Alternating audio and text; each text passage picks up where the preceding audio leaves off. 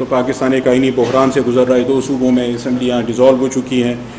کچھ لوگوں کا یہ کہنا ہے کہ اگر پہلے انتخابات ہو جائیں تو پھر قومی اسمبلی کے انتخابات کے لیے وہ نگران سیٹ اپ نہیں ہوگا غیر جانبدار, اور اس طرح ان صوبوں میں تو مستقل پھر وہ انتخابات پہلے ہوتے رہیں گے. تو کیا اس طرح یہ وفاق کے لیے نقصان دہ ہوگا؟ دیکھیے, آپ نے جو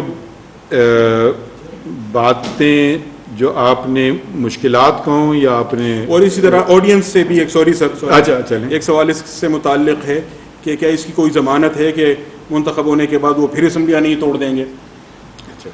چلیں, اب یہ جو بات آئی ہے سامنے, میرے خیال میں پاکستان کی تاریخ میں شاید پہلی دفعہ آئی ہے. ٹھیک ہے, میں تو اس پہ اپنی کوئی رائے نہیں دوں گا.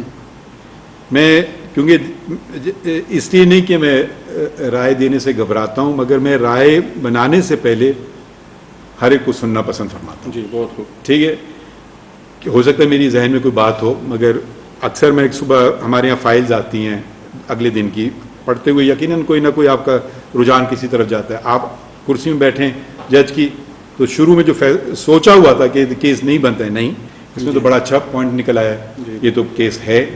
تو یہ اگر آپ ذہن میں اپنے آپ کو رکھیں, اور کیونکہ یہ چیز ایسی ہے جو آپ نے باتیں کی, یقیناً اس میں بہت وزن ہے. مگر میں پھر میں ذرا چلیں سر, اگر یہ پولیٹیکل کوشچن ہوا, چلیں اس کو چھوڑ کے میں اس کو ایک آئینی سوال کے طور پہ لے لیتے ہیں کہ اسمبلیوں کی ڈیزولوشن کے حوالے سے ایک سو موٹو لیا گیا. سو موٹو کے لیے بلکہ پہلے 2 رکنی بینچ کی جانب سے کہا گیا, چلیں اس پر ایک الگ سے بھی سوال کر سکتے ہیں, لیکن 9 رکنی بینچ بنا, پھر 2 ججز نکل گئے, 7 رہ گئے, پھر 2 مزید نکل گئے, پھر پتہ نہیں 5 رہ گئے. ابھی تک یہ تنازع چل رہا ہے کہ یہ 4-3 کا مسئلہ تھا یا 3-2 کا مسئلہ تھا. تو آپ اس پرٹیکولر کانٹیکسٹ میں چلیں بات نہ کریں, لیکن یہ جو مسئلہ ہوتا ہے کہ ججز 3-2 کا مسئلہ ہے یا 4-3 کا مسئلہ ہے, یعنی ججز تو ڈیسنٹ بھی کرتے ہیں, اختلافی رائے بھی رکھتے ہیں, اس کو کس طرح ریزولو کیا جاتا ہے؟ میں اس کا جواب نہیں دوں گا. میں آپ کو 2 مثالیں, حقیقی مثالیں دوں گا جو میرے ساتھ ہوئیں. ابھی جس فیصلے کا آپ نے ذکر کیا, وہ کہ 184 کے رولز نہ بنے تو ابھی تک آپ ان پہ فیصلہ نہ کریں, تو اس پہ 3 ممبر بینچ تھی, 2 ایک طرف تھے میجورٹی میں, میں امین الدین خان جی, ایک ہمارے بھائی کی رائے کچھ اور تھی, شاہد وحید. ٹھیک ہے, سرانکوں پر. اس کے بعد ہم نے ایک چھوٹا سا لکھا order of the court by a majority of 2-1 یہ فیصلہ ہے. ٹھیک ہے, ایک یہ مثال ہے. ایک مثال میں دیتا ہوں جو میں نے سب سے شاید اپنی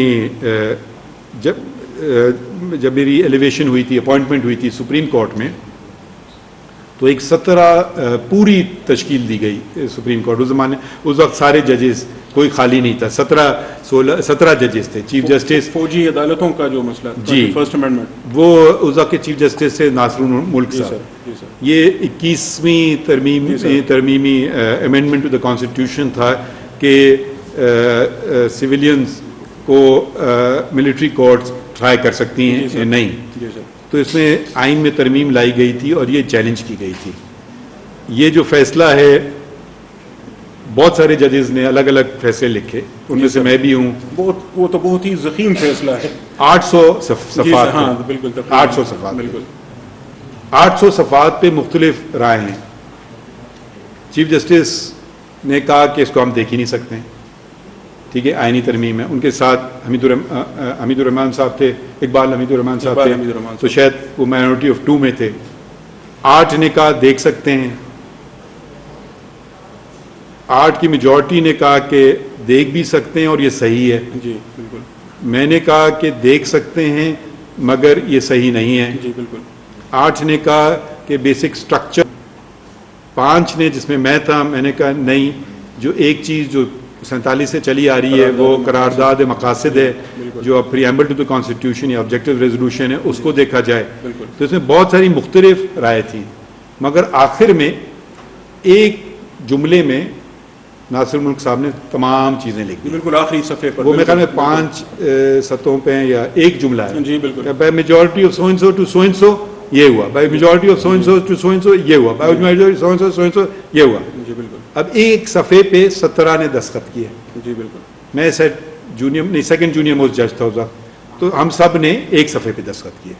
तो इसमें अगर आपको मेरे को पढ़ें 800 पेजेस तो आप कहेंगे यार फैसला क्या है, या आप शायद एक फैसला उठा लें तो आप कहें ये फैसला है, कोई दूसरे ये उठा लें ये फैसला है, तीसरा कोई उठा लें, चौथे साहब सारे भी पढ़ लें और फिर भी शायद उनके जहन में क्लैरिटी नहीं हो, कन्फ्यूजन हो, तो वो एक सभा पे बात आ गई साफ सुथरी कि ये फैसला है।